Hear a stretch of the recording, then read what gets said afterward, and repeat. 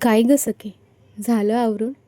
सगळ्यांचं आवडी निवडीचं ब्रेकफास्ट, जेवण सगळं बनवून झालं? आज तर तुझा दिवस आहे ना गं? मग तू तुझ्या आवडीचं काय बनवत आहेस आज? जेव्हा सगळ्यांसाठी आपण उत्साहाने सगळं काही बनवायला रेडी असतो, त्याच वेळेस आपण स्वतःसाठी, तू स्वतःसाठी काहीतरी बनवतेस का स्वतःसाठी कधीतरी?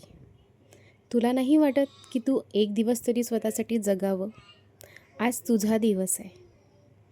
एक दिवस तरी तू स्वतःला दे. बनव आज तुला जे आवडते ते.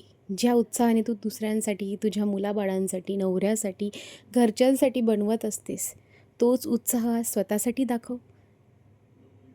नेहमी दुसऱ्यांचा का विचार करावा? नेहमी दुसऱ्यांकडून का अपेक्षा ठेवावी? आज तू स्वतःसाठी जग. तू स्वतःसाठी काहीतरी स्पेशल बनव, जे तुला आवडतं. जसं बघ, मी आज मस्त माझ्यासाठी पोहे केले, मटकी वगैरे टाकून. छान.